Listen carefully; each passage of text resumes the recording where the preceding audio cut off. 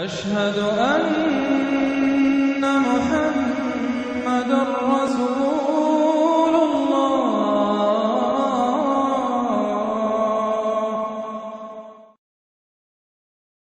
المدثر نام، پہلی ہی آیت کے لفظ المدثر کو اس سورہ کا نام قرار دیا گیا ہے۔ یہ بھی صرف نام ہے، مضامین کا عنوان نہیں ہے۔ زمانہ نزول، اس کی پہلی 7 آیات مکہ معظمہ کے بالکل ابتدائی دور کی نازل شدہ ہیں۔ بعض روایات جو بخاری، مسلم، ترمذی اور مسند احمد وغیرہ میں حضرت جابر بن عبداللہ سے منقول ہیں، ان میں تو یہاں تک کہا گیا ہے کہ یہ قرآن مجید کی اولین آیات ہیں جو رسول اللہ صلی اللہ علیہ وسلم پر نازل ہوئیں۔ لیکن امت میں یہ بات قریب قریب بالاتفاق مسلم ہے کہ پہلی وحی جو حضور صلی اللہ علیہ وسلم پر نازل ہوئی وہ اقرا بسم ربک الذی خلق سے ما لم یعلم تک ہے۔ البتہ صحیح روایات سے جو کچھ ثابت ہے وہ یہ ہے کہ اس پہلی وحی کے بعد کچھ مدت تک رسول اللہ صلی اللہ علیہ وسلم پر کوئی وحی نازل نہیں ہوئی۔ پھر اس وقفے کے بعد جب اثر نو نزول وحی کا سلسلہ شروع ہوا تو اس کا آغاز سورہ مدثر کی انہی آیات سے ہوا تھا۔ امام زہری رحمۃ اللہ علیہ اس کی تفصیل یوں بیان کرتے ہیں: ایک مدت تک رسول اللہ صلی اللہ علیہ وسلم پر وحی کا نزول بند رہا اور اس زمانے میں آپ پر اس قدر شدید غم کی کیفیت طاری رہی کہ بعض اوقات آپ پہاڑوں کی چوٹیوں پر چڑھ کر اپنے آپ کو گرا دینے کے لیے آمادہ ہو جاتے تھے۔ لیکن جب کبھی آپ کسی چوٹی کے کنارے پر پہنچتے، جبریل علیہ السلام نمودار ہو کر آپ سے کہتے کہ آپ اللہ کے نبی ہیں، اس سے آپ کے دل کو سکون حاصل ہو جاتا تھا اور وہ اضطراب کی کیفیت دور ہو جاتی تھی۔ ابن جریر۔ اس کے بعد امام زہری خود حضرت جابر بن عبداللہ ہی کی یہ روایت نقل کرتے ہیں کہ رسول اللہ صلی اللہ علیہ وسلم نے فترۃ الوحی یعنی وحی بند رہنے کے زمانے کا ذکر کرتے ہوئے بیان فرمایا: ایک روز میں راستے سے گزر رہا تھا، یکا یک میں نے آسمان سے ایک آواز سنی، سر اٹھایا تو دیکھا کہ وہی فرشتہ جو غار حرا میں میرے پاس آیا تھا آسمان اور زمین کے درمیان ایک کرسی پر بیٹھا ہوا ہے۔ میں یہ دیکھ کر سخت دہشت زدہ ہو گیا اور گھر پہنچ کر میں نے کہا مجھے اڑاؤ، مجھے اڑاؤ۔ چنانچہ گھر والوں نے مجھ پر لحاف یا کمبل اڑا دیا۔ اس وقت اللہ نے وحی نازل کی کہ یا ایھا المدثر، پھر لگاتار مجھ پر وحی کا نزول شروع ہو گیا۔ بخاری، مسلم، مسند احمد، ابن جریر۔ سورہ کا باقی ماندہ حصہ آیت 8 سے آخر تک اس وقت نازل ہوا جب اسلام کی علانیہ تبلیغ شروع ہو جانے کے بعد مکے میں پہلی مرتبہ حج کا موقع آیا۔ اس کا مفصل واقعہ سیرت ابن ہشام میں بیان کیا گیا ہے، جسے آگے چل کر ہم نقل کریں گے۔ موضوع اور مضمون، جیسا کہ اوپر بیان کیا گیا ہے، رسول اللہ صلی اللہ علیہ وسلم پر پہلی وحی جو بھیجی گئی تھی وہ سورہ علق کی ابتدائی 5 آیات پر مشتمل تھی، جس میں صرف یہ فرمایا گیا تھا کہ پڑھو اپنے رب کے نام سے جس نے پیدا کیا، ایک لوتھڑے سے انسان کی تخلیق کی، پڑھو اور تمہارا رب بڑا کریم ہے جس نے قلم سے علم سکھایا، انسان کو وہ علم دیا جسے وہ نہ جانتا تھا۔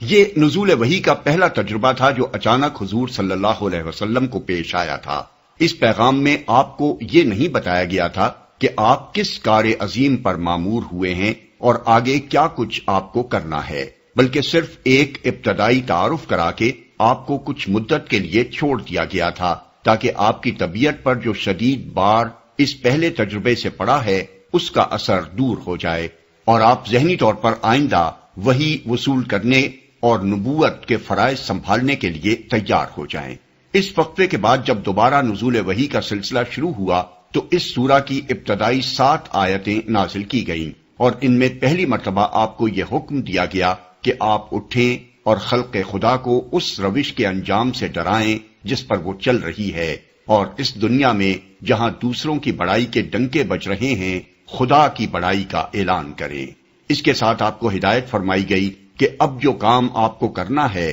اس کا تقاضا یہ ہے کہ آپ کی زندگی ہر لحاظ سے انتہائی پاکیزہ ہو اور آپ تمام دنیاوی فائدوں سے قطع نظر کر کے کامل اخلاص کے ساتھ خلق خدا کی اصلاح کا فریضہ انجام دیں۔ پھر آخری فقرے میں آپ کو تلقین کی گئی کہ اس فریضے کی انجام دہی میں جو مشکلات اور مصائب بھی پیش آئیں ان پر آپ اپنے رب کی خاطر صبر کریں۔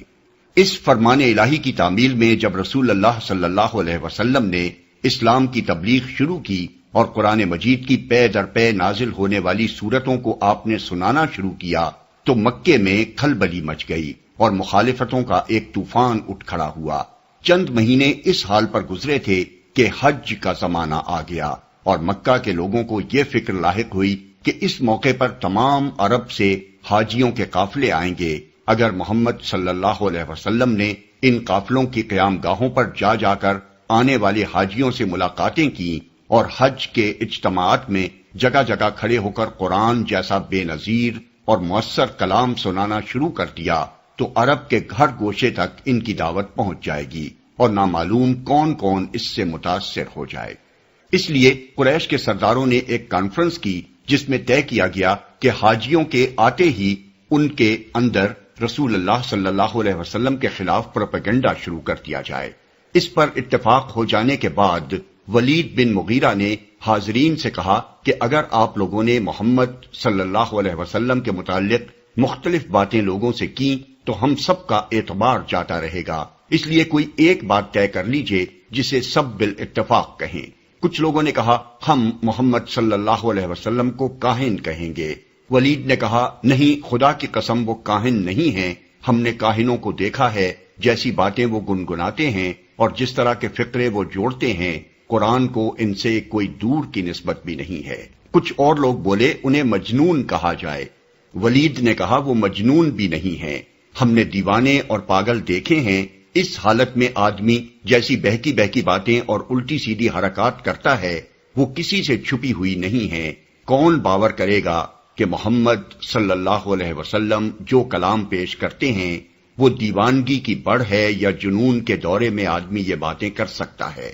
لوگوں نے کہا اچھا تو پھر ہم شاعر کہیں گے۔ ولید نے کہا وہ شاعر بھی نہیں ہیں، ہم شعر کی ساری اقسام سے واقف ہیں، اس کلام پر شاعری کی کسی قسم کا اطلاق بھی نہیں ہو سکتا۔ لوگ بولے تو ان کو ساحر کہا جائے۔ ولید نے کہا وہ ساحر بھی نہیں ہیں، جادوگروں کو ہم جانتے ہیں اور اپنے جادو کے لیے جو طریقے وہ اختیار کرتے ہیں ان سے بھی ہم واقف ہیں، یہ بات بھی محمد صلی اللہ علیہ وسلم پر چسپاں نہیں ہوتی۔ پھر ولید نے کہا ان باتوں میں سے جو بات بھی تم کرو گے لوگ اس کو ناروا الزام سمجھیں گے۔ خدا کی قسم اس کلام میں بڑی حلاوت ہے، اس کی جڑ بڑی گہری اور اس کی ڈالیاں بڑی ثمردار ہیں۔ اس پر ابو جہل ولید کے سر ہو گیا اور اس نے کہا تمہاری قوم تم سے راضی نہ ہوگی جب تک تم محمد صلی اللہ علیہ وسلم کے بارے میں کوئی بات نہ کہو۔ اس نے کہا اچھا مجھے سوچ لینے دو۔ پھر سوچ سوچ کر بولا قریب ترین بات جو کہی جا سکتی ہے وہ یہ ہے کہ تم عرب کے لوگوں سے کہو یہ شخص جادوگر ہے، یہ ایسا کلام پیش کر رہا ہے جو آدمی کو اس کے باپ، بھائی، بیوی، بچوں اور سارے خاندان سے جدا کر دیتا ہے۔ ولید کی اس بات کو سب نے قبول کر لیا۔ پھر ایک منصوبے کے مطابق حج کے زمانے میں قریش کے وفود حاجیوں کے درمیان پھیل گئے اور انہوں نے آنے والے زائرین کو خبردار کرنا شروع کیا کہ یہاں ایک ایسا شخص اٹھ کھڑا ہوا ہے جو بڑا جادوگر ہے اور اس کا جادو خاندانوں میں تفریق ڈال دیتا ہے، اس سے ہوشیار رہنا۔ مگر اس کا نتیجہ یہ ہوا کہ قریش نے رسول اللہ صلی اللہ علیہ وسلم کا نام خود ہی سارے عرب میں مشہور کر دیا۔ سیرت ابن ہشام جلد اول صفحہ 288 289 اس قصے کا یہ حصہ کہ ابو جہل کے اصرار پر ولید نے یہ بات کہی اکرمہ کی روایت سے ابن جریر نے اپنی تفسیر میں نقل کیا ہے۔ یہی واقعہ جس پر اس سورہ کے دوسرے حصے میں تبصرہ کیا گیا ہے اس کے مضامین کی ترتیب یہ ہے۔ آیت 8 سے 10 تک منکرین حق کو خبردار کیا گیا ہے کہ آج جو کچھ وہ کر رہے ہیں اس کا برا انجام وہ قیامت کے روز دیکھ لیں گے۔ آیت 11 سے 26 تک ولید بن مغیرہ کا نام لیے بغیر یہ بتایا گیا ہے کہ اللہ تعالیٰ نے اس شخص کو کیا کچھ نعمتیں دی تھیں اور ان کا جواب اس نے کیسی حق دشمنی کے ساتھ دیا ہے۔ اس سلسلے میں اس کی ذہنی کشمکش کی پوری تصویر کھینچ دی گئی ہے کہ ایک طرف دل میں وہ محمد صلی اللہ علیہ وسلم اور قرآن کی صداقت کا قائل ہو چکا تھا، مگر دوسری طرف اپنی قوم میں اپنی ریاست و وجاہت کو بھی خطرے میں نہ ڈالنا چاہتا تھا۔ اس لیے نہ صرف یہ کہ وہ ایمان لانے سے باز رہا، بلکہ کافی دیر تک اپنے ضمیر سے لڑنے جھگڑنے کے بعد آخر کار یہ بات بنا کر لایا کہ خلق خدا کو اس کلام پر ایمان لانے سے باز رکھنے کے لیے اسے جادو قرار دینا چاہیے۔ اس کی اس صریح بدباطنی کو بے نقاب کر کے فرمایا گیا ہے کہ اپنے اس کرتوت کے بعد بھی یہ شخص چاہتا ہے کہ اسے مزید انعامات سے نوازا جائے، حالانکہ اب یہ انعام کا نہیں بلکہ دوزخ کا سزاوار ہو چکا ہے۔ اس کے بعد آیت 27 سے 48 تک دوزخ کی ہولناکیوں کا ذکر کیا گیا ہے اور یہ بتایا گیا ہے کہ کس اخلاق اور کردار کے لوگ اس کے مستحق ہیں۔ پھر آیات 49 تا 53 میں کفار کے مرض کی اصل جڑ بتا دی گئی ہے کہ وہ چونکہ آخرت سے بے خوف ہیں اور اسی دنیا کی زندگی کو سب کچھ سمجھتے ہیں، اس لیے وہ قرآن سے اس طرح بھاگتے ہیں جیسے شیر سے ڈر کر جنگلی گدھے بھاگے جا رہے ہوں، اور ایمان لانے کے لیے طرح طرح کی غیر معقول شرطیں پیش کرتے ہیں، حالانکہ خواہ ان کی کوئی شرط بھی پوری کر دی جائے، انکار آخرت کے ساتھ وہ ایمان کی راہ پر ایک قدم بھی نہیں بڑھ سکتے۔ آخر میں صاف صاف فرما دیا گیا ہے کہ خدا کو کسی کے ایمان کی کوئی ضرورت نہیں پڑ گئی کہ وہ اس کی شرطیں پوری کرتا پھرے۔ قرآن ایک عام نصیحت ہے جو سب کے سامنے پیش کر دی گئی ہے، اب جس کا جی چاہے اس کو قبول کر لے۔ خدا اس کا مستحق ہے کہ لوگ اس کی نافرمانی سے ڈریں، اور اسی کی یہ شان ہے کہ جو شخص بھی تقوی اور خدا ترسی کا رویہ اختیار کرے اسے وہ معاف کر دیتا ہے، خواہ وہ پہلے کتنی ہی نافرمانیاں کر چکا ہو۔ بسم اللہ الرحمن الرحیم، شروع اللہ کے نام سے جو رحمان و رحیم ہے۔ یا ایھا المدثر قم فانذر وربک فکبر وثيابك فطهر والرجز فاهجر ولا تمنن تستكثر ولربك فاصبر۔ اے اوڑ لپیٹ کر لیٹنے والے، اٹھو اور خبردار کرو اور اپنے رب کی بڑائی کا اعلان کرو، اور اپنے کپڑے پاک رکھو اور گندگی سے دور رہو، اور احسان نہ کرو زیادہ حاصل کرنے کے لیے، اور اپنے رب کی خاطر صبر کرو۔ اوڑ لپیٹ کر لیٹنے والے۔ اوپر دیباچے میں ہم ان آیات کے نزول کا جو پس منظر بیان کرائے ہیں، اس پر غور کرنے سے یہ بات اچھی طرح سمجھ میں آ سکتی ہے کہ اس موقع پر رسول اللہ صلی اللہ علیہ وسلم کو یا ایھا الرسول یا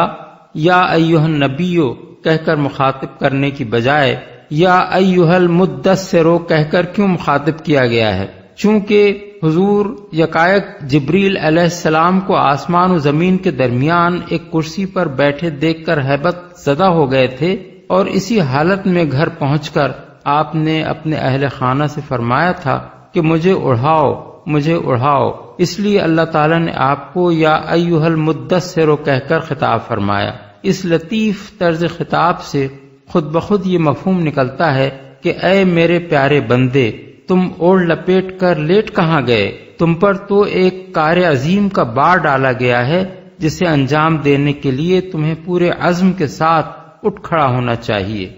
خبردار کرو،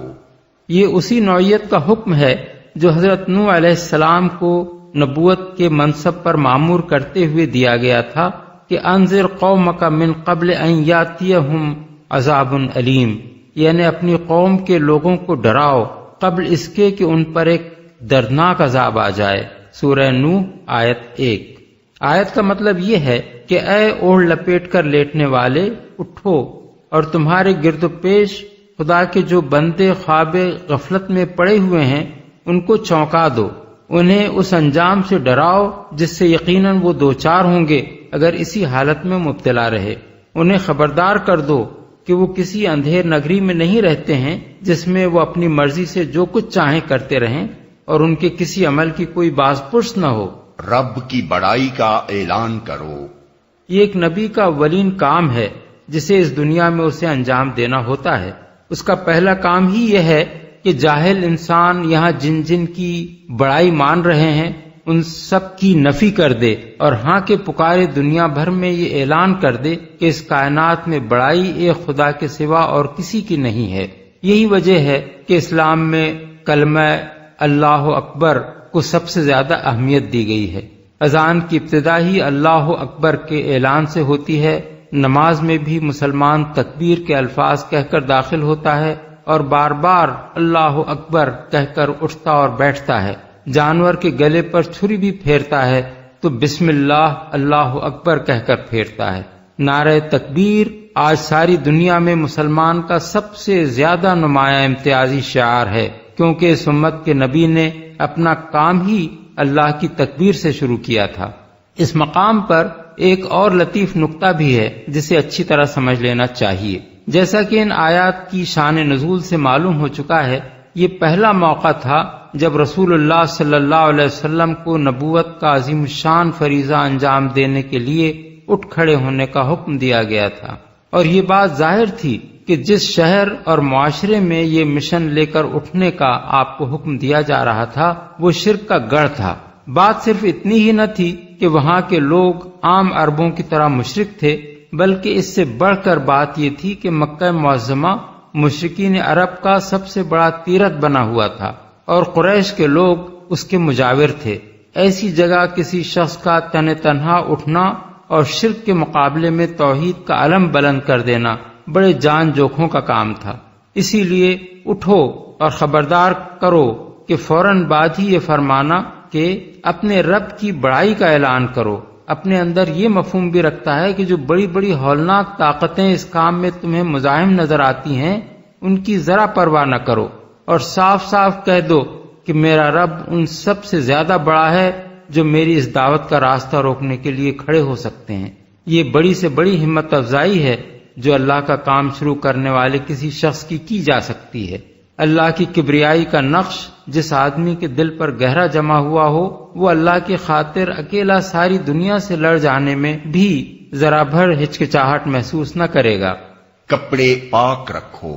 یہ بڑے جامع الفاظ ہیں جن کے مفہوم میں بڑی وسعت ہے۔ ان کا ایک مطلب یہ ہے کہ اپنے لباس کو نجاست سے پاک رکھو، کیونکہ جسم لباس کی پاکیزگی اور روح کی پاکیزگی دونوں لازم و ملزوم ہیں۔ ایک پاکیزہ روح گندے جسم اور ناپاک لباس میں نہیں رہ سکتی۔ رسول اللہ صلی اللہ علیہ وسلم جس معاشرے میں اسلام کی دعوت لے کر اٹھے تھے وہ صرف عقائد و اخلاق کی خرابیوں ہی میں مبتلا نہ تھا، بلکہ طہارت و نظافت کے بھی ابتدائی تصورات تک سے خالی تھا، اور حضور کا کام ان لوگوں کو ہر لحاظ سے پاکیزگی کا سبق سکھانا تھا۔ اس لیے آپ کو ہدایت فرمائی گئی کہ آپ اپنی ظاہری زندگی میں بھی طہارت کا ایک اعلیٰ معیار قائم فرمائیں۔ چنانچہ یہ اسی ہدایت کا ثمرہ ہے کہ حضور نے نوع انسانی کو طہارت جسم و لباس کی وہ مفصل تعلیم دی ہے جو زمانہ جاہلیت کے اہل عرب درکنار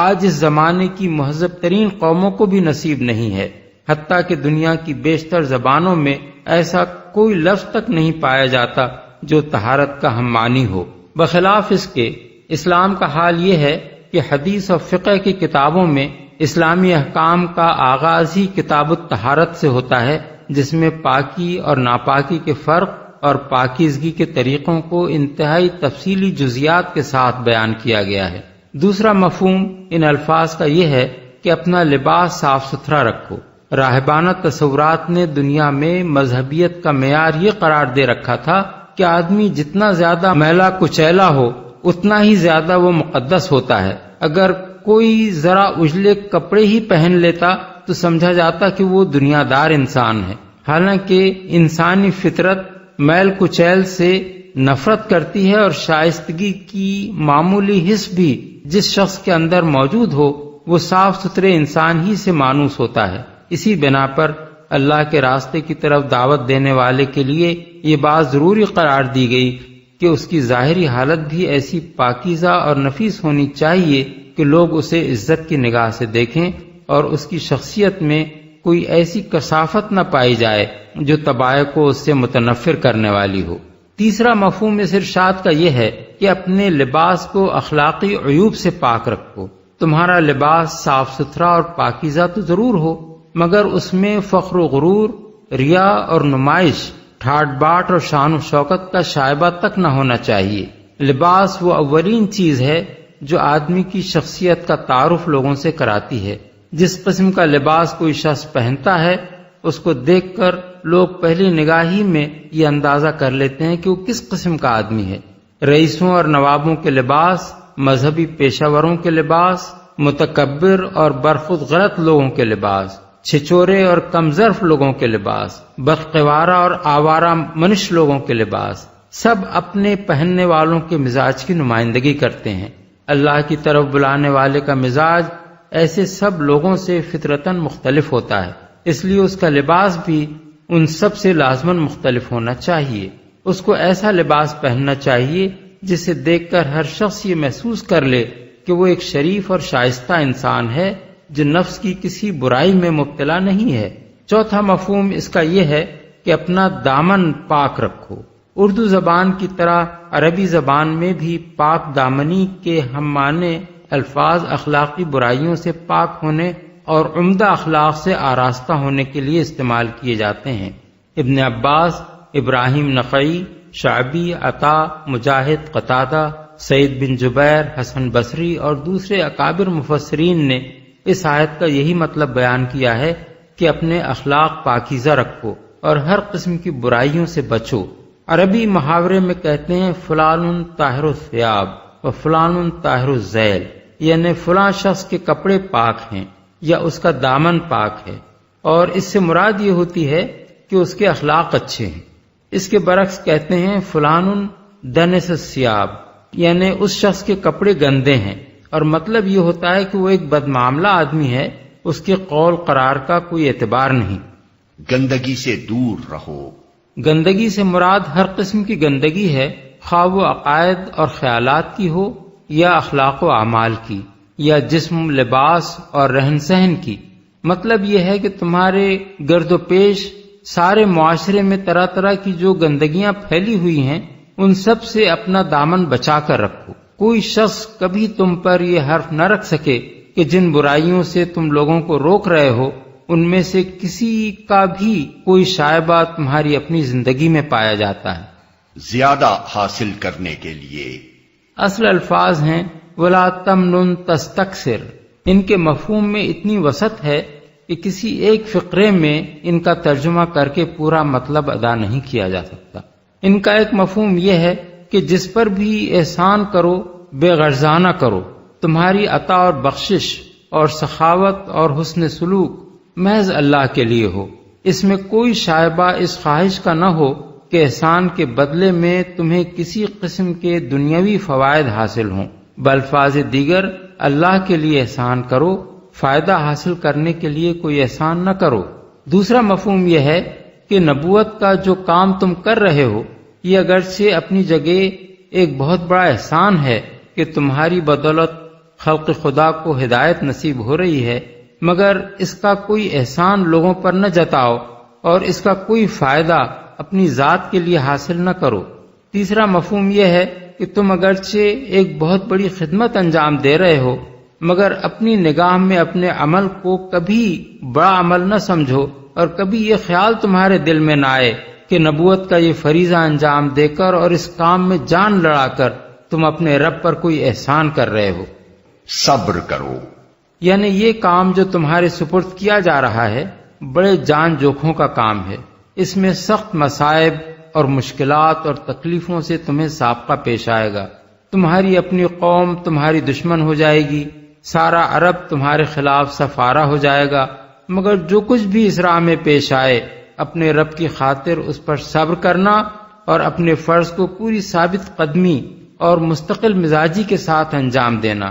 اس سے باز رکھنے کے لیے خوف، طمع، لالچ، دوستی، دشمنی، محبت، ہر چیز تمہارے راستے میں حائل ہوگی۔ ان سب کے مقابلے میں مضبوطی کے ساتھ اپنے موقف پر قائم رہنا۔ یہ تھیں وہ اولین ہدایات جو اللہ تعالیٰ نے اپنے رسول کو اس وقت دی تھیں جب اس نے آپ کو یہ حکم دیا تھا کہ آپ اٹھ کر نبوت کے کام کا آغاز فرما دیں۔ کوئی شخص اگر ان چھوٹے چھوٹے فقروں پر اور ان کے معنی پر غور کرے تو تو اس کا دل گواہی دے گا کہ ایک نبی کو نبوت کا کام شروع کرتے وقت اس سے بہتر کوئی ہدایات نہیں دی جا سکتی تھیں۔ ان میں یہ بھی بتا دیا گیا کہ آپ کو کام کیا کرنا ہے، اور یہ بھی سمجھا دیا گیا کہ اس کام کے لیے آپ کی زندگی اور آپ کے اخلاق اور معاملات کیسے ہونے چاہیے، اور یہ تعلیم بھی دے دی گئی کہ یہ کام آپ کس نیت، کس ذہنیت اور کس طرز فکر کے ساتھ انجام دیں، اور اس بات سے بھی خبردار کر دیا گیا کہ اس کام میں آپ کو کن حالات سے سابقہ پیش آنا ہے اور ان کا مقابلہ آپ کو کس طرح کرنا ہوگا۔ آج جو لوگ تعصب میں اندھے ہو کر یہ کہتے ہیں کہ معاذ اللہ سرا کے دوروں میں یہ کلام رسول اللہ صلی اللہ علیہ وسلم کی زبان پر جاری ہو جایا کرتا تھا، وہ ذرا آنکھیں کھول کر ان فقروں کو دیکھیں اور خود سوچیں کہ یہ سرا کے کسی دورے میں نکلے ہوئے الفاظ ہیں یا خدا کی ہدایات ہیں جو رسالت کے کام پر معمور کرتے ہوئے وہ اپنے بندے کو دے رہا ہے۔ فَإِذَا نُقِرَ فِي النَّاقُورِ فَذَلِكَ يَوْمَئِذٍ يَوْمٌ عَسِيرٌ عَلَى الْكَافِرِينَ غَيْرُ يَسِيرٌ۔ اچھا، جب سور میں پھونک ماری جائے گی وہ دن بڑا ہی سخت دن ہوگا،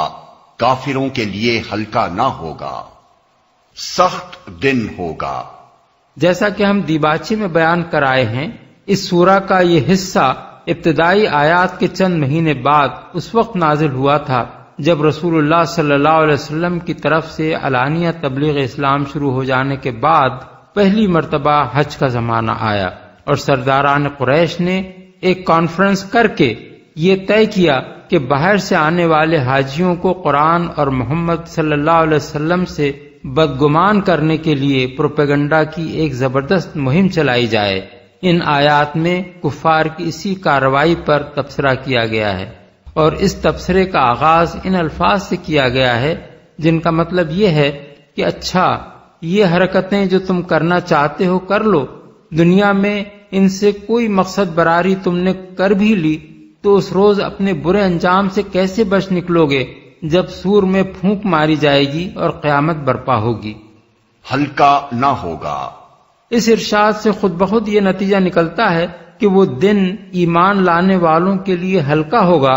اور اس کی سختی صرف حق کا انکار کرنے والوں کے لیے مخصوص ہوگی۔ مزید برآں یہ ارشاد اپنے اندر یہ مفہوم بھی رکھتا ہے کہ اس دن کی سختی کافروں کے لیے مستقل سختی ہوگی، وہ ایسی سختی نہ ہوگی جس کے بعد کبھی اس کے نرمی سے بدل جانے کی امید کی جا سکتی ہو۔ ذرنی ومن خلقت وحیدا وجعلت له مالا ممدودا وبنین شہودا ومهدت له تمہیدا ثم يطمع ان ازید كلا إنه كان لآياتنا عنيدا سأرهقه صعودا۔ چھوڑ دو مجھے اور اس شخص کو جسے میں نے اکیلا پیدا کیا، بہت سا مال اس کو دیا، اس کے ساتھ حاضر رہنے والے بیٹے دیے اور اس کے لیے ریاست کی راہ ہموار کی، پھر وہ طمع رکھتا ہے کہ میں اسے اور زیادہ دوں۔ ہرگز نہیں، وہ ہماری آیات سے عناد رکھتا ہے، میں تو اسے عنقریب ایک کٹھن چڑھائی چڑھواؤں گا۔ اس شخص کو، یہ خطاب ہے نبی صلی اللہ علیہ وسلم سے، اور اس کا مطلب یہ ہے کہ اے نبی، کفار کی اس کانفرنس میں جس شخص یعنی ولید بن مغیرہ نے تمہیں بدنام کرنے کے لیے یہ مشورہ دیا ہے کہ تمام عرب سے آنے والے حاجیوں میں تمہیں جادوگر مشہور کیا جائے، اس کا معاملہ تم مجھ پر چھوڑ دو، اس سے نمٹنا اب میرا کام ہے، تمہیں اس کی فکر کرنے کی کوئی ضرورت نہیں ہے۔ اکیلا پیدا کیا۔ اس فقرے کے دو مطلب ہو سکتے ہیں اور دونوں صحیح ہیں۔ ایک یہ کہ جب میں نے اسے پیدا کیا تھا اس وقت یہ کوئی مال اور اولاد اور وجاہت اور ریاست لے کر پیدا نہیں ہوا تھا۔ دوسرا یہ کہ اس کا پیدا کرنے والا اکیلا میں ہی تھا، وہ دوسرے معبود جن کی خدائی قائم رکھنے کے لیے یہ تمہاری دعوت توحید کی مخالفت میں اس قدر سرگرم ہے، اس کو پیدا کرنے میں میرے ساتھ شریک نہ تھے؟ بیٹے دیے۔ ولید بن مغیرہ کے 10-12 لڑکے تھے، جن میں سے حضرت خالد بن ولید تاریخ میں سب سے زیادہ مشہور ہیں۔ ان بیٹوں کے لیے شہود کا لفظ استعمال کیا گیا ہے، جس کے کئی معنی ہو سکتے ہیں۔ ایک یہ کہ ان کو کہیں اپنی روزی کے لیے دوڑ دھوپ اور سفر کرنے کی حاجت پیش نہیں آتی، ان کے گھر کھانے کو اتنا موجود ہے کہ ہر وقت باپ کے پاس موجود اور اس کی مدد کے لیے حاضر رہتے ہیں۔ دوسرے یہ کہ اس کے سب بیٹے نامور اور بااثر ہیں، مجلسوں اور محفلوں میں اس کے ساتھ شریک ہوتے ہیں۔ تیسرے یہ کہ وہ اس مرتبے کے لوگ ہیں کہ معاملات میں ان کی شہادت قبول کی جاتی ہے۔ اور زیادہ دوں۔ اس کا ایک مطلب تو یہ ہے کہ اس پر بھی اس کی حرص ختم نہیں ہوئی، اتنا کچھ پانے کے بعد بھی وہ بس اسی فکر میں لگا ہوا ہے کہ اسے دنیا بھر کی نعمتیں عطا کر دی جائیں۔ دوسرا مطلب حضرت حسن بصری اور بعض دوسرے بزرگوں نے یہ بیان کیا ہے کہ وہ کہا کرتا تھا کہ اگر واقعی محمد کا یہ بیان سچا ہے کہ مرنے کے بعد کوئی دوسری زندگی ہے اور اس میں کوئی جنت بھی ہوگی تو وہ جنت میرے ہی لیے بنائی گئی ہے۔ انه فکر وقدر فقتل كيف قدر ثم قتل كيف قدر ثم نظر ثم عبس وبسر ثم أدبر واستكبر فقال إن هذا إلا سحر يؤثر إن هذا إلا قول البشر سأصليه سقر۔ اس نے سوچا اور کچھ بات بنانے کی کوشش کی تو خدا کی مار اس پر کیسی بات بنانے کی کوشش کی۔ ہاں، خدا کی مار اس پر کیسی بات بنانے کی کوشش کی۔ پھر لوگوں کی طرف دیکھا، پھر پیشانی سکیڑی اور منہ بنایا، پھر پلٹا اور تکبر میں پڑ گیا۔ آخر کار بولا کہ یہ کچھ نہیں ہے مگر ایک جادو جو پہلے سے چلا آ رہا ہے، یہ تو ایک انسانی کلام ہے، ان قریب میں اسے دوزخ میں جھونک دوں گا۔ انسانی کلام ہے۔ یہ اس واقعے کا ذکر ہے جو کفار مکہ کی مذکورہ بالا کانفرنس میں پیش آیا تھا۔ اس کی جو تفصیلات ہم دیباچے میں نقل کر چکے ہیں، ان سے یہ بات واضح ہو جاتی ہے کہ یہ شخص دل میں قرآن کے کلام الہی ہونے کا قائل ہو چکا تھا، لیکن اپنی قوم میں محض اپنی وجاہت و ریاست برقرار رکھنے کے لیے ایمان لانے پر تیار نہ تھا۔ جب کفار کی اس کانفرنس میں پہلے اس نے خود ان تمام الزامات کو رد کر دیا جو قریش کے سردار رسول اللہ صلی اللہ علیہ وسلم پر لگا رہے تھے، تو اسے مجبور کیا گیا کہ وہ خود کوئی ایسا الزام تراشے جسے عرب کے لوگوں میں پھیلا کر حضور کو بدنام کیا جا سکتا ہو۔ اس موقع پر جس طرح وہ اپنی ضمیر سے لڑا ہے اور جس شدید ذہنی کشمکش میں کافی دیر مبتلا رہ کر آخر کار اس نے ایک الزام گھڑا ہے، اس کی پوری تصویر یہاں کھینچ دی گئی ہے۔ وما أدراك ما سقر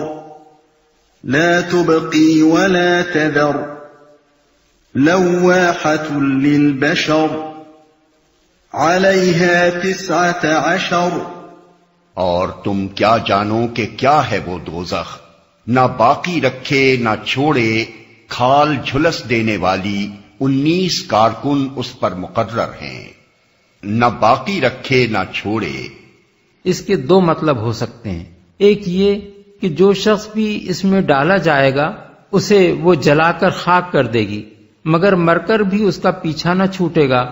بلکہ وہ پھر زندہ کیا جائے گا اور پھر جلایا جائے گا۔ اسی مضمون کو دوسری جگہ اس طرح ادا کیا گیا ہے کہ لا یموت فیہا ولا یحیا، یعنی وہ نہ اس میں مرے گا نہ جیے گا، سورہ الاعلی آیت 13۔ دوسرا مطلب یہ بھی ہو سکتا ہے کہ وہ عذاب کے مستحقین میں سے کسی کو باقی نہ رہنے دے گی جو اس کی گرفت میں آئے بغیر رہ جائے، اور جو بھی اس کی گرفت میں آئے گا اسے عذاب دیے بغیر نہ چھوڑے گی۔ کھال جھلس دینے والی، یہ کہنے کے بعد کہ وہ جسم میں سے کچھ جلائے بغیر نہ چھوڑے گی، کھال جھلس دینے کا الگ ذکر کرنا بظاہر کچھ غیر ضروری سا محسوس ہوتا ہے، لیکن عذاب کی اس شکل کو خاص طور پر الگ اس لیے بیان کیا گیا ہے کہ آدمی کی شخصیت کو نمایاں کرنے والی چیز دراصل اس کے چہرے اور جسم کی کھال ہی ہوتی ہے، جس کی بدنمائی اسے سب سے زیادہ کھلتی ہے۔ اندرونی اعضاء میں خواہ اسے کتنی ہی تکلیف ہو، وہ اس پر اتنا زیادہ رنجیدہ نہیں ہوتا جتنا اس بات پر رنجیدہ ہوتا ہے کہ اس کا منہ بدنما ہو جائے یا اس کے جسم کے کھلے حصوں کی جلد پر ایسے داغ پڑ جائیں جنہیں دیکھ کر ہر شخص اس سے گھن کھانے لگے۔ اسی لیے فرمایا گیا کہ یہ حسین چہرے اور بڑے بڑے شاندار جسم لیے ہوئے جو لوگ آج دنیا میں اپنی شخصیت پر پھولے پھر رہے ہیں، یہ اگر اللہ کی آیات کے ساتھ عناد کی وہ روش برتیں گے جو ولید بن مغیرہ برت رہا ہے تو ان کے منہ جھلس دیے جائیں گے اور ان کی کھال جلا کر کوئلے کی طرح سیاہ کر دی جائے گی۔ وما جعلنا اصحاب النار الا ملائكة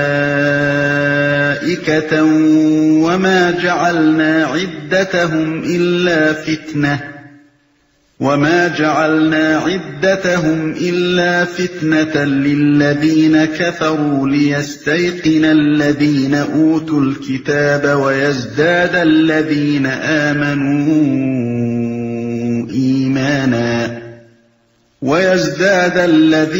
آمنوا إيمانا ولا يرتاب الذين أوتوا الكتاب والمؤمنون وليقول الذين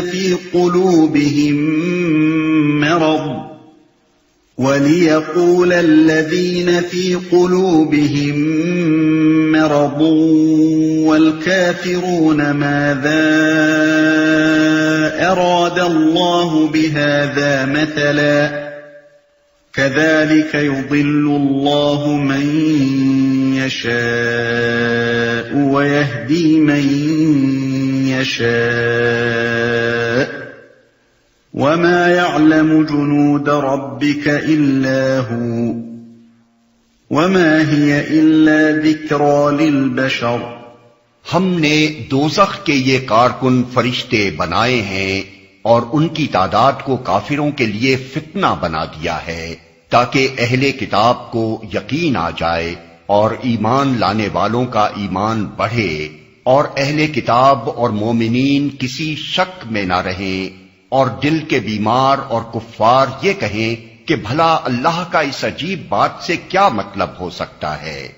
اس طرح اللہ جسے چاہتا ہے گمراہ کر دیتا ہے اور جسے چاہتا ہے ہدایت بخش دیتا ہے، اور تیرے رب کے لشکروں کو خود اس کے سوا کوئی نہیں جانتا، اور اس دوزخ کا ذکر اس کے سوا کسی غرض کے لیے نہیں کیا گیا ہے کہ لوگوں کو اس سے نصیحت ہو۔ ہم نے یہاں سے لے کر تیرے رب کے لشکروں کو خود اس کے سوا کوئی نہیں جانتا تک کی پوری عبارت ایک جملہ معترضہ ہے جو دوران تقریر میں سلسلہ کلام کو توڑ کر ان معترضین کے جواب میں ارشاد فرمایا گیا ہے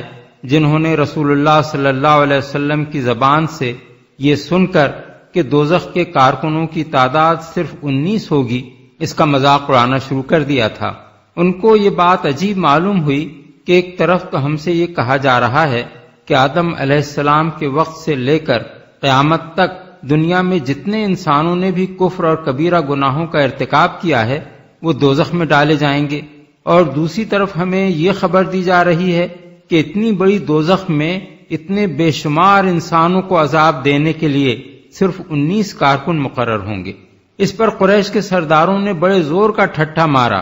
ابو جہل بولا، بھائیو کیا تم اتنے گئے گزرے ہو کہ تم میں سے 10-10 آدمی مل کر بھی دوزخ کے ایک ایک سپاہی سے نمٹ نہ لیں گے؟ بنی جمعہ کے ایک پہلوان صاحب کہنے لگے، 17 سے تو میں اکیلا نمٹ لوں گا، باقی 2 کو تم سب مل کر سنبھال لینا۔ انہی باتوں کے جواب میں یہ فقرے بطور جملہ معترضہ ارشاد ہوئے ہیں۔ فرشتے بنائے ہیں، یعنی ان کی قوتوں کو انسانی قوتوں پر قیاس کرنا تمہاری حماقت ہے۔ وہ آدمی نہیں فرشتے ہوں گے، اور تم اندازہ نہیں کر سکتے کہ اللہ تعالیٰ نے کیسی کیسی زبردست طاقتوں کے فرشتے پیدا کیے ہیں۔ فتنہ بنا دیا ہے۔ یعنی بظاہر تو اس بات کی کوئی ضرورت نہ تھی کہ دوزخ کے کارکنوں کی تعداد بیان کی جاتی، لیکن ہم نے ان کی یہ تعداد اس لیے بیان کر دی ہے کہ یہ ہر اس شخص کے لیے فتنہ بن جائے جو اپنے اندر کوئی کفر چھپائے بیٹھا ہو۔ ایسا آدمی چاہے ایمان کی کتنی ہی نمائش کر رہا ہو، اگر وہ خدا کی خدائی اور اس کی عظیم قدرتوں کے بارے میں یا وحی و رسالت کے بارے میں شک کا کوئی شائبہ بھی اپنے دل کے کسی گوشے میں لیے بیٹھا ہو، تو یہ سنتے ہی کہ خدا کی اتنی بڑی جیل میں بے حد و حساب مجرم جنوں اور انسانوں کو صرف 19 سپاہی قابو میں بھی رکھیں گے اور فردن فردن ایک ایک شخص کو عذاب بھی دیں گے، تو اس کا کفر فوراً کھل کر باہر آ جائے گا، یقین آ جائے۔ بعض مفسرین نے اس کا یہ مطلب بیان کیا ہے کہ اہل کتاب یعنی یہود و نصارہ کے ہاں چونکہ ان کی اپنی کتابوں میں بھی دوزخ کے فرشتوں کی یہی تعداد بیان کی گئی ہے، اس لیے یہ بات سن کر ان کو یقین آ جائے گا کہ یہ بات فی الواقع اللہ تعالیٰ ہی کی فرمائی ہوئی ہے۔ لیکن یہ تفسیر ہمارے نزدیک دو وجوہ سے صحیح نہیں ہے۔ اول یہ کہ یہود و نصارہ کی جو مذہبی کتابیں دنیا میں پائی جاتی ہیں، ان میں تلاش کے باوجود ہمیں یہ بات کہیں نہیں ملی کہ دوزخ کے فرشتوں کی تعداد 19 ہے۔ دوسرے، قرآن مجید میں بکثرت باتیں ایسی ہیں جو اہل کتاب کے ہاں ان کی مذہبی کتابوں میں بھی بیان کی گئی ہیں، لیکن اس کے باوجود وہ اس کی یہ توجیہ کر دیتے ہیں کہ محمد صلی اللہ علیہ وسلم نے یہ باتیں ان کی کتابوں سے نقل کر لی ہیں۔ ان وجوہ سے ہمارے نزدیک اس ارشاد کا صحیح مطلب یہ ہے کہ محمد صلی اللہ علیہ وسلم کو اچھی طرح معلوم تھا کہ میری زبان سے دوزخ کے 19 فرشتوں کا ذکر سن کر میرا خوب مذاق اڑایا جائے گا، لیکن اس کے باوجود جو بات اللہ تعالیٰ کی طرف سے آنے والی وحی میں بیان ہوئی تھی اسے انہوں نے کسی خوف اور جھجک کے بغیر علل اعلان لوگوں کے سامنے پیش کر دیا اور کسی کے مذاق و استہزاء کی ذرہ برابر پرواہ نہ کی۔ جہلائے عرب تو انبیاء کی شان سے ناواقف تھے، مگر اہل کتاب خوب جانتے تھے کہ انبیاء کا ہر زمانے میں یہی طریقہ رہا ہے کہ جو کچھ خدا کی طرف سے آتا تھا اسے وہ جوں کا توں لوگوں تک پہنچا دیتے تھے، خواہ وہ لوگوں کو پسند ہو یا ناپسند۔ اس بنا پر اہل کتاب سے یہ بات زیادہ متوقع تھی کہ رسول اللہ صلی اللہ علیہ وسلم کے اس طرز عمل کو دیکھ کر انہیں یقین آ جائے گا کہ ایسے سخت مخالف ماحول میں ایسی بظاہر انتہائی عجیب بات کو کسی جھجک کے بغیر پیش کر دینا ایک نبی ہی کا کام ہو سکتا ہے۔ یہ بات بھی واضح رہے کہ رسول اللہ صلی اللہ علیہ وسلم کی طرف سے یہ طرز عمل بارہا ظاہر ہوا ہے۔ اس کی سب سے زیادہ نمایاں مثال معراج کا واقعہ ہے، جسے آپ نے کفار کے مجمع عام میں بلا تکلف بیان کر دیا اور اس بات کی ذرہ برابر پرواہ نہ کی کہ اس حیرت انگیز قصے کو سن کر آپ کے مخالفین کیسی کیسی باتیں بنائیں گے۔ ایمان بڑھے۔ یہ بات اس سے پہلے قرآن مجید میں متعدد مقامات پر بیان ہو چکی ہے کہ ہر آزمائش کے موقع پر جب ایک مومن اپنے ایمان پر ثابت قدم رہتا ہے اور شک و انکار یا اطاعت سے فرار یا دین سے بے وفائی کی راہ چھوڑ کر یقین و اعتماد اور اطاعت و فرما برداری اور دین سے وفاداری کی راہ اختیار کرتا ہے تو اس کے ایمان کو بالیدگی نصیب ہوتی ہے۔ تشریح کے لیے ملاحظہ ہو تفہیم القرآن جلد اول سورہ آل عمران آیت 173، جلد دوم سورہ الانفال آیت 2، سورہ التوبہ آیات 124 اور 125، جلد چہارم سورہ الاحزاب آیت 22، جلد پنجم سورہ الفتح آیت 4۔ دل کے بیمار۔ قرآن مجید میں چونکہ بالعموم دل کی بیماری سے مراد منافقت لی جاتی ہے، اس لیے یہاں اس لفظ کو دیکھ کر بعض مفسرین نے یہ خیال کیا ہے کہ یہ آیت مدینے میں نازل ہوئی ہے، کیونکہ منافقین کا ظہور مدینے ہی میں ہوا ہے، لیکن یہ خیال کئی وجوہ سے صحیح نہیں ہے۔ اول تو یہ دعویٰ ہی غلط ہے کہ مکے میں منافق موجود نہ تھے، اور اس کی غلطی ہم تفہیم القرآن جلد سوم میں صفحہ 672، 674 اور 680 تک 682 پر واضح کر چکے ہیں۔ دوسرے، یہ طرز تفسیر ہمارے نزدیک درست نہیں ہے کہ ایک سلسلہ کلام جو ایک خاص موقع پر خاص حالات میں ارشاد ہوا ہو، اس کے اندر یکایک کسی ایک فقرے کے متعلق یہ کہہ دیا جائے کہ وہ کسی دوسرے موقع پر نازل ہوا تھا اور یہاں لا کر کسی مناسبت کے بغیر شامل کر دیا گیا۔ سورہ مدثر کے اس حصے کا تاریخی پس منظر ہمیں معتبر روایات سے معلوم ہے۔ یہ ابتدائی مکی دور کے ایک خاص واقعے کے بارے میں نازل ہوا ہے۔ اس کا پورا سلسلہ کلام اس واقعے کے ساتھ سری مناسبت رکھتا ہے۔ اس مضمون میں آخر کون سا موقع تھا کہ اس ایک فقرے کو، اگر وہ کئی سال بعد مدینے میں نازل ہوا تھا،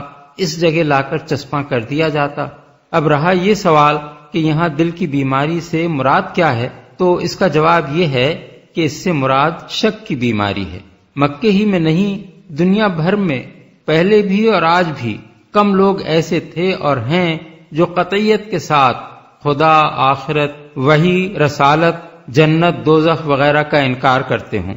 اکثریت ہر زمانے میں انہی لوگوں کی رہی ہے جو اس شک میں مبتلا رہے ہیں کہ معلوم نہیں خدا ہے یا نہیں، آخرت ہوگی یا نہیں، فرشتوں اور جنت اور دوزخ کا واقعی کوئی وجود ہے یا یہ محض افسانے ہیں، اور رسول واقعی رسول تھے اور ان پر وحی آتی تھی یا نہیں۔ یہی شک اکثر لوگوں کو کفر کے مقام پر کھینچ لے گیا ہے، ورنہ ایسے بے وقوف دنیا میں کبھی زیادہ نہیں رہے جنہوں نے بالکل قطعی طور پر ان حقائق کا انکار کر دیا ہو، کیونکہ جس آدمی میں ذرہ برابر بھی عقل کا مادہ موجود ہے، وہ یہ جانتا ہے کہ ان امور کے صحیح ہونے کا امکان بالکل رد کر دینے اور انہیں قطعاً خارج از امکان قرار دے دینے کے لیے ہرگز کوئی بنیاد موجود نہیں ہے۔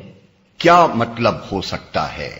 اس کے معنی یہ نہیں ہے کہ وہ اسے اللہ کا کلام تو مان رہے تھے، مگر تعجب اس بات پر کر رہے تھے کہ اللہ نے یہ بات کیوں فرمائی، بلکہ دراصل وہ یہ کہنا چاہتے تھے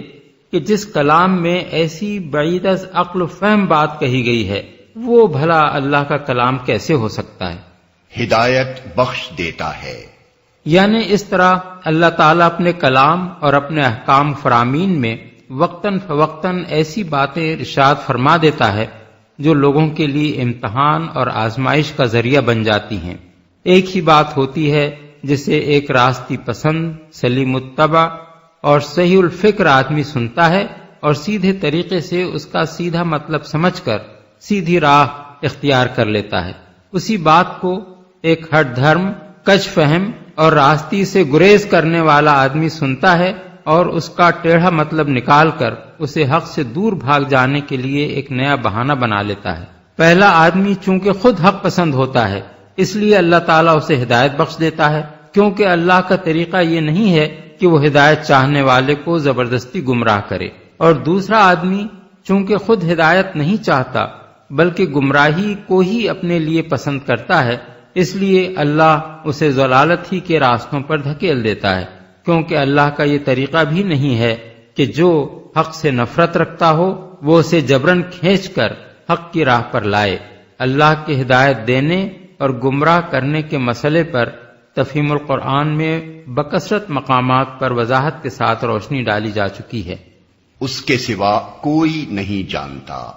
یعنی اللہ تعالیٰ نے اپنی اس کائنات میں کیسی کیسی اور کتنی مخلوقات پیدا کر رکھی ہیں اور ان کو کیا کیا طاقتیں اس نے بخشی ہیں اور ان سے کیا کیا کام وہ لے رہا ہے، ان باتوں کو اللہ کے سوا کوئی بھی نہیں جانتا۔ ایک چھوٹے سے کرۂ زمین پر رہنے والا انسان اپنی محدود نظر سے اپنے گرد و پیش کی چھوٹی سی دنیا کو دیکھ کر اگر اس غلط فہمی میں مبتلا ہو جائے کہ خدا کی خدائی میں بس وہی کچھ ہے جو اسے اپنے حواس یا اپنے آلات کی مدد سے محسوس ہوتا ہے، تو یہ اس کی اپنی ہی نادانی ہے، ورنہ یہ خدائی کا کارخانہ اتنا وسیع و عظیم ہے کہ اس کی کسی ایک چیز کا بھی پورا علم حاصل کر لینا انسان کے بس میں نہیں ہے، کجا کہ اس کی ساری وسعتوں کا تصور اس کے چھوٹے سے دماغ میں سما سکے۔ اس سے نصیحت ہو۔ یعنی لوگ اپنے آپ کو اس کا مستحق بنانے اور اس کے عذاب کا مزہ چکھنے سے پہلے ہوش میں آ جائیں اور اپنے آپ کو اس سے بچانے کی فکر کریں۔ كلا والقمر والليل إذ أدبر والصبح إذا أسفر إنها لإحدى الكبر نذيرا للبشر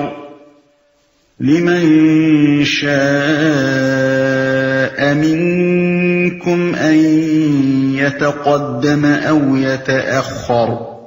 ہرگز نہیں، قسم ہے چاند کی اور رات کی جبکہ وہ پلٹتی ہے اور صبح کی جبکہ وہ روشن ہوتی ہے، یہ دوزخ بھی بڑی چیزوں میں سے ایک ہے۔ انسانوں کے لیے ڈراوا، تم میں سے ہر اس شخص کے لیے ڈراوا جو آگے بڑھنا چاہے یا پیچھے رہ جانا چاہے۔ ہرگز نہیں، یعنی یہ کوئی ہوائی بات نہیں ہے جس کا اس طرح مذاق اڑایا جائے، بڑی چیزوں میں سے ایک ہے۔ یعنی جس طرح چاند اور رات اور دن اللہ تعالیٰ کی قدرت کے عظیم نشانات ہیں، اسی طرح دوزخ بھی عزائم قدرت میں سے ایک چیز ہے۔ اگر چاند کا وجود غیر ممکن نہ تھا، اگر رات اور دن کا اس باقاعدگی کے ساتھ آنا غیر ممکن نہ تھا، تو دوزخ کا وجود آخر کیوں تمہارے خیال میں غیر ممکن ہو گیا؟ ان چیزوں کو چونکہ تم رات دن دیکھ رہے ہو، اس لیے تمہیں ان پر کوئی حیرت نہیں ہوتی، ورنہ اپنی ذات میں یہ بھی اللہ کی قدرت کے نہایت حیرت انگیز معجزے ہیں، جو اگر تمہارے مشاہدے میں نہ آئے ہوتے اور کوئی تمہیں خبر دیتا کہ چاند جیسی ایک چیز بھی دنیا میں موجود ہے، یا سورج ایک چیز ہے جس کے چھپنے سے دنیا میں اندھیرا ہو جاتا ہے اور جس کے نکل آنے سے دنیا چمک اٹھتی ہے، تو تم جیسے لوگ اس بات کو سن کر بھی اسی طرح ٹھٹھے مارتے جس طرح دوزخ کا ذکر سن کر ٹھٹھے مار رہے ہو۔ یا پیچھے رہ جانا چاہے، مطلب یہ ہے کہ اس چیز سے لوگوں کو ڈرا دیا گیا ہے، اب جس کا جی چاہے اس سے ڈر کر بھلائی کے راستے پر آگے بڑھے اور جس کا جی چاہے پیچھے ہٹ جائے۔ كل نفس بما كسبت رهينة إلا أصحاب اليمين في جنات يتساءلون عن المجرمين ما سلككم في سقر۔ ہر متنفس اپنے کسب کے بدلے رہن ہے دائیں بازو والوں کے سوا۔ جو جنتوں میں ہوں گے وہاں وہ مجرموں سے پوچھیں گے تمہیں کیا چیز دوزخ میں لے گئی، دائیں بازو والوں کے سوا۔ بالفاظ دیگر بائیں بازو والے تو اپنے کسب کے بدلے میں پکڑ لیے جائیں گے، لیکن دائیں بازو والے اپنا فک کے رہن کرا لیں گے۔ مجرموں سے پوچھیں گے۔ اس سے پہلے کئی مقامات پر قرآن مجید میں یہ بات گزر چکی ہے کہ اہل جنت اور اہل دوزخ ایک دوسرے سے ہزاروں لاکھوں میل دور ہونے کے باوجود جب چاہیں گے ایک دوسرے کو کسی آلے کی مدد کے بغیر دیکھ سکیں گے اور ایک دوسرے سے براہ راست گفتگو کر سکیں گے۔ مثال کے طور پر ملاحظہ ہو تفہیم القرآن جلد 2 سورہ الاعراف آیات 44 تا 50، جلد 4 سورہ الصافات آیات 50 تا 57۔ قالوا لم نك من المصلين ولم نك نطعم المسكين وكنا نخوض مع الخائضين وكنا نكذب بيوم الدين حتى أتانا اليقين فما تنفعهم شفاعة الشافعين۔ وہ کہیں گے ہم نماز پڑھنے والوں میں سے نہ تھے اور مسکین کو کھانا نہیں کھلاتے تھے، اور حق کے خلاف باتیں بنانے والوں کے ساتھ مل کر ہم بھی باتیں بنانے لگتے تھے اور روز جزا کو جھوٹ قرار دیتے تھے، یہاں تک کہ ہمیں اس یقینی چیز سے سابقہ پیش آ گیا، اس وقت سفارش کرنے والوں کی سفارش ان کے کسی کام نہ آئے گی، نماز پڑھنے والوں میں سے نہ تھے۔ مطلب یہ ہے کہ ہم ان لوگوں میں سے نہ تھے جنہوں نے خدا اور اس کے رسول اور اس کی کتاب کو مان کر خدا کا وہ اولین حق ادا کیا ہو جو ایک خدا پرست انسان پر عائد ہوتا ہے، یعنی نماز۔ اس مقام پر یہ بات اچھی طرح سمجھ لینی چاہیے کہ نماز کوئی شخص اس وقت تک پڑھ ہی نہیں سکتا جب تک وہ ایمان نہ لایا ہو، اس لیے نمازیوں میں سے ہونا آپ سے آپ ایمان لانے والوں میں سے ہونے کو مستلزم ہے، لیکن نمازیوں میں سے نہ ہونے کو دوزخ میں جانے کا سبب قرار دے کر یہ بات واضح کر دی گئی کہ ایمان لا کر بھی آدمی دوزخ سے نہیں بچ سکتا اگر وہ تارک نماز ہو۔ کھانا نہیں کھلاتے تھے۔ اس سے معلوم ہوتا ہے کہ کسی انسان کو بھوک میں مبتلا دیکھنا اور قدرت رکھنے کے باوجود اس کو کھانا نہ کھلانا اسلام کی نگاہ میں کتنا بڑا گناہ ہے کہ آدمی کے دوزخی ہونے کے اسباب میں خاص طور پر اس کا ذکر کیا گیا ہے۔ سابقہ پیش آ گیا، یعنی مرتے وقت تک ہم اسی روش پر قائم رہے یہاں تک کہ وہ یقینی چیز ہمارے سامنے آ گئی جس سے ہم غافل تھے۔ یقینی چیز سے مراد موت بھی ہے اور آخرت بھی۔ ان کے کسی کام نہ آئے گی، یعنی ایسے لوگ جنہوں نے مرتے دم تک یہ روش اختیار کیے رکھی ہو، ان کے حق میں اگر کوئی شفاعت کرنے والا شفاعت کرے بھی تو اسے معافی نہیں مل سکتی۔ شفاعت کے مسئلے کو قرآن مجید میں بکثرت مقامات پر اتنی وضاحت کے ساتھ بیان کر دیا گیا ہے کہ کسی شخص کو یہ جاننے میں کوئی مشکل پیش نہیں آ سکتی کہ شفاعت کون کر سکتا ہے اور کون نہیں کر سکتا، کس حالت میں کی جا سکتی ہے اور کس حالت میں نہیں کی جا سکتی، کس کے لیے کی جا سکتی ہے اور کس کے لیے نہیں کی جا سکتی، اور کس کے حق میں وہ نافع ہے اور کس کے حق میں نافع نہیں ہے۔ دنیا میں چونکہ لوگوں کی گمراہی کے بڑے اسباب میں سے ایک سبب شفاعت کے بارے میں غلط عقائد بھی ہیں، اس لیے قرآن نے اس مسئلے کو اتنا کھول کر بیان کر دیا ہے کہ اس میں کسی اشتباہ کی گنجائش باقی نہیں چھوڑی۔ مثال کے طور پر آیات ذیل ملاحظہ ہوں: سورہ البقرہ آیت 255، سورہ الانعام آیت 94، سورہ الاعراف آیت 53، سورہ یونس آیات 3 اور 18، سورہ مریم آیت 87، سورہ طٰہٰ آیت 109، سورہ الانبیاء آیت 28، سورہ سبا آیت 23، سورہ الزمر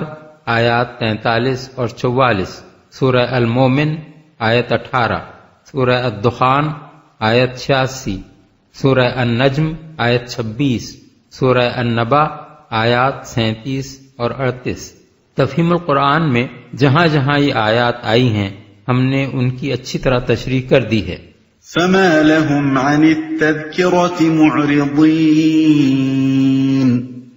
كأنهم حمر مستنفرة فرت من قسورة بل يريد كل امرئ منهم أن يؤتى صحفا منشرة كلا بل لا يخافون الآخرة۔ آخر ان لوگوں کو کیا ہو گیا ہے کہ یہ اس نصیحت سے منہ موڑ رہے ہیں، گویا یہ جنگلی گدھے ہیں جو شیر سے ڈر کر بھاگ پڑے ہیں، بلکہ ان میں سے تو ہر ایک یہ چاہتا ہے کہ اس کے نام کھلے خط بھیجے جائیں۔ ہرگز نہیں، اصل بات یہ ہے کہ یہ آخرت کا خوف نہیں رکھتے، بھاگ پڑے ہیں۔ یہ ایک عربی محاورہ ہے۔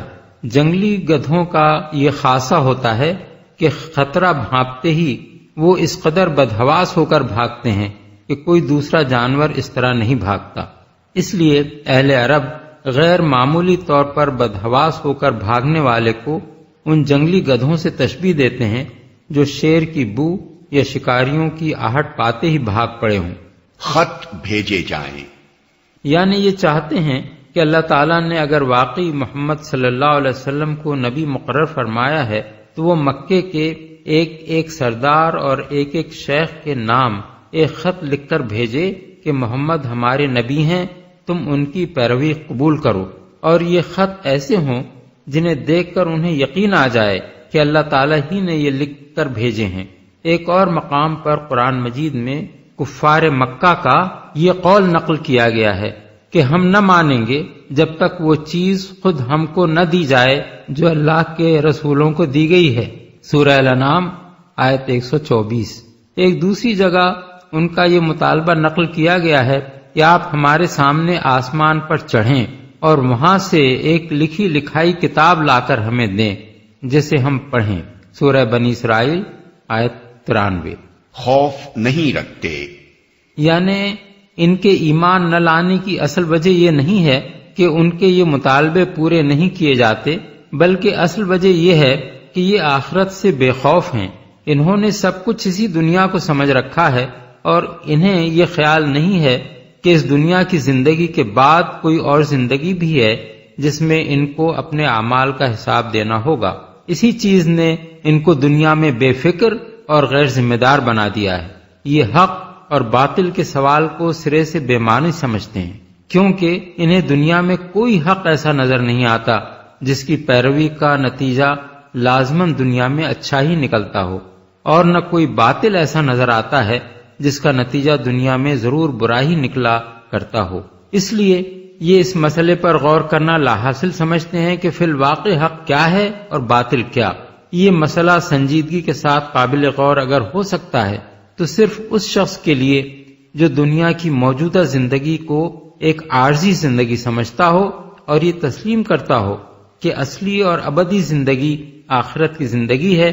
جہاں حق کا انجام لازماً اچھا اور باطل کا انجام لازماً برا ہوگا۔ ایسا شخص تو ان معقول دلائل اور ان پاکیزہ تعلیمات کو دیکھ کر ایمان لائے گا جو قرآن میں پیش کی گئی ہیں، اور اپنی عقل سے کام لے کر یہ سمجھنے کی کوشش کرے گا کہ قرآن جن عقائد اور اعمال کو غلط کہہ رہا ہے ان میں فی الواقع کیا غلطی ہے۔ لیکن آخرت کا منکر جو سرے سے تلاش حق میں سنجیدہ ہی نہیں ہے، وہ ایمان نہ لانے کے لیے آئے دن نت نئے مطالبے پیش کرے گا، حالانکہ اس کا خواہ کوئی مطالبہ بھی پورا کر دیا جائے وہ انکار کرنے کے لیے کوئی دوسرا بہانہ ڈھونڈ نکالے گا۔ یہی بات ہے جو سورہ انعام میں فرمائی گئی ہے کہ اے نبی، اگر ہم تمہارے اوپر کاغذ میں لکھی لکھائی کوئی کتاب بھی اتار دیتے اور لوگ اسے اپنے ہاتھوں سے چھو کر بھی دیکھ لیتے تو جنہوں نے حق کا انکار کیا ہے وہ یہی کہتے کہ یہ تو سری جادو ہے۔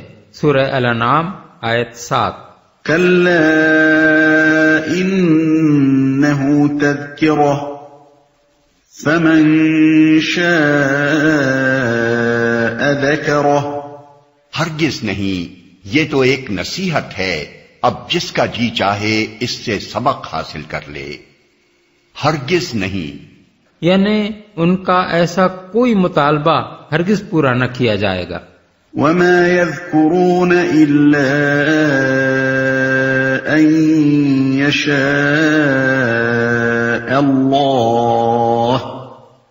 هو أهل التقوى وأهل المغفرة۔ اور یہ کوئی سبق حاصل نہ کریں گے الا یہ کہ اللہ ہی ایسا چاہے، وہ اس کا حقدار ہے کہ اس سے تقوی کیا جائے، اور وہ اس کا اہل ہے کہ تقوی کرنے والوں کو بخش دے۔ اللہ ہی ایسا چاہے، یعنی کسی شخص کا نصیحت حاصل کرنا سراسر اس کی اپنی مشیت ہی پر موقوف نہیں ہے، بلکہ اسے نصیحت اسی وقت نصیب ہوتی ہے جبکہ اللہ کی مشیت بھی یہ ہو کہ وہ اسے نصیحت حاصل کرنے کی توفیق بخشے۔ دوسرے الفاظ میں یہاں اس حقیقت کا اظہار کیا گیا ہے کہ بندے کا کوئی فعل بھی تنہا بندے کی اپنی مشیت سے ظہور میں نہیں آتا، بلکہ ہر فعل اسی وقت پائے تکمیل کو پہنچتا ہے جب خدا کی مشیت بندے کی مشیت سے مل جائے۔ یہ ایک نہایت نازک مسئلہ ہے جسے نہ سمجھنے سے انسانی فکر بکثرت ٹھوکریں کھاتی ہے۔ مختصر الفاظ میں اس کو یوں سمجھا جا سکتا ہے کہ اگر اس دنیا میں ہر انسان کو یہ قدرت حاصل ہوتی کہ وہ جو کچھ کرنا چاہے کر گزرے تو ساری دنیا کا نظام درہم برہم ہو جاتا۔ جو نظم اس جہان میں قائم ہے وہ اسی وجہ سے ہے کہ اللہ کی مشیت ساری مشیتوں پر غالب ہے۔ انسان جو کچھ بھی کرنا چاہے وہ اسی وقت کر سکتا ہے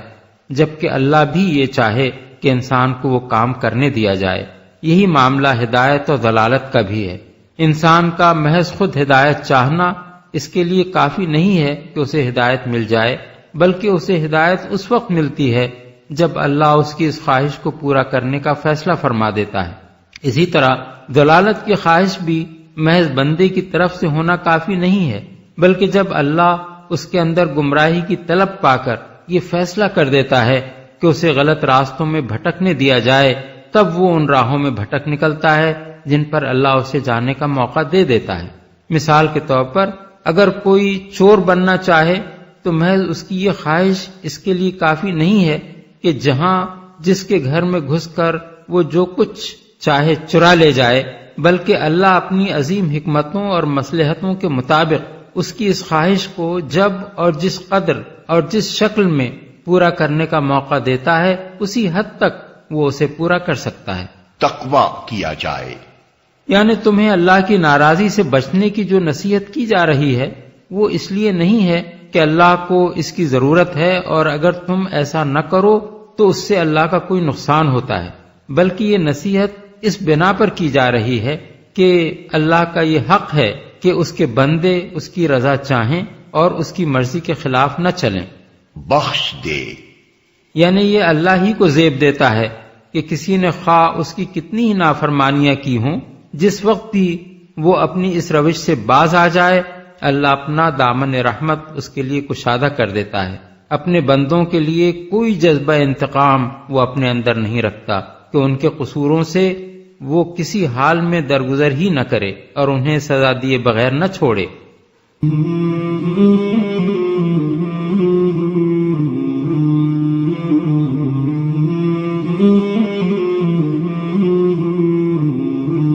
مولاي صل وسلم دائما أبدا على حبيبك خير الخلق كلهم مولاي صل وسلم دائما أبدا على حبيبك خير الخلق كلهم مولاي صل وسلم دائما